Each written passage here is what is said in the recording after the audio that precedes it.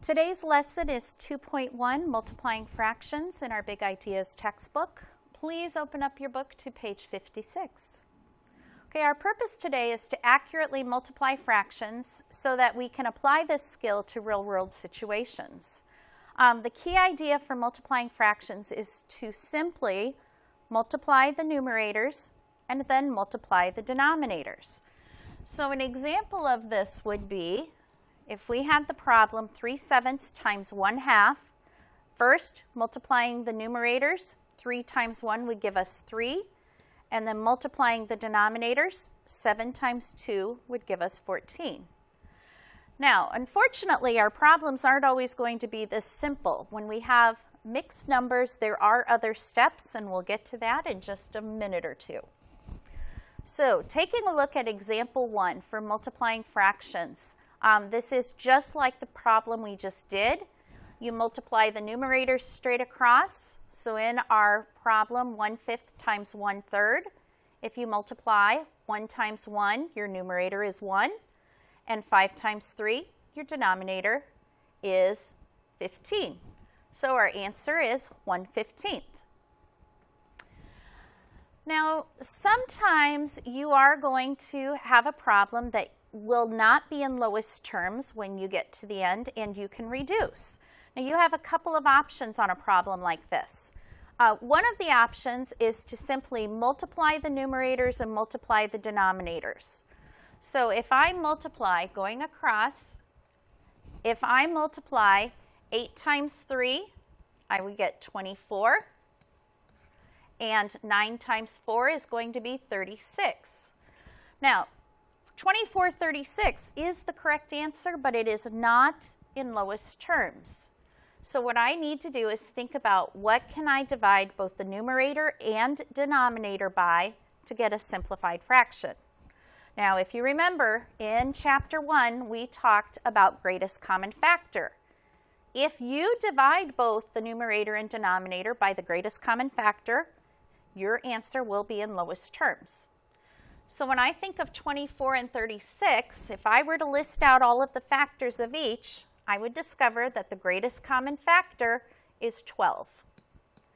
So I'm going to divide both the numerator and denominator by 12, and that gives me an answer then of 2/3. And 2/3 is lowest terms. Now, if you prefer, you can cancel out before you actually reduce it. You just find common factors before you multiply it.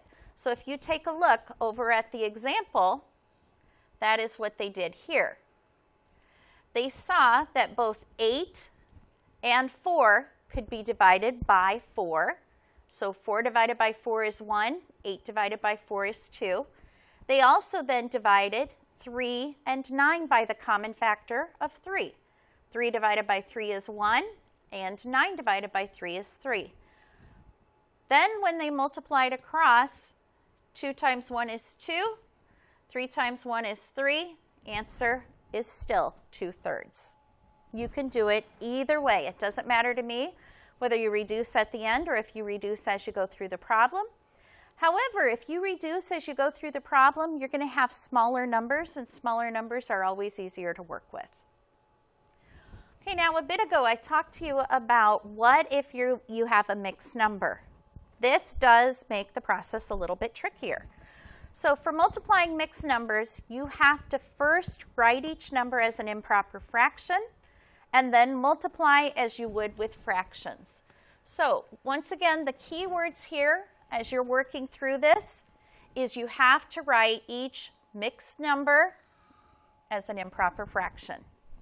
Once you do that, you're going to multiply like normal. So in example 4, they have 1/2 times 2 and 3/4. A good idea when you're multiplying fractions is to estimate, to think about what the answer is going to be before you even multiply, and that way you have an idea whether your answer makes sense.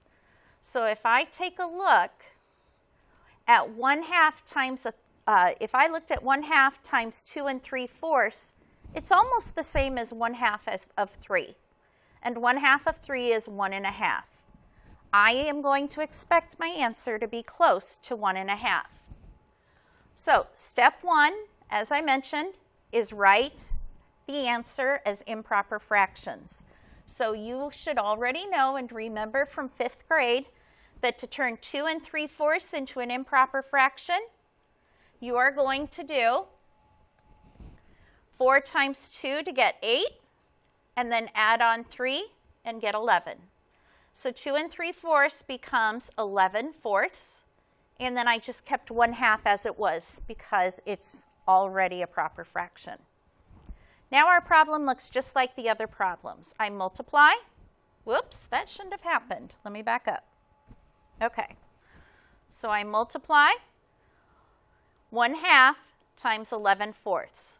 1 times 11 is 11, and 2 times 4 is 8. Now you cannot leave your answer as an improper fraction. 11/8 is an improper fraction because the numerator is bigger than the denominator. A fraction bar simply means divide. So 11/8 is the same thing as 11 divided by 8. So if I take 11 and divide it by 8, it can go in 1 time. And I have 3 left over. So my answer is 1 3/8. Now, if you think of 1 3/8, we had estimated up here that our answer would be close to 1.5. And 1 3/8 is very close to 1.5. So yes, our answer is reasonable.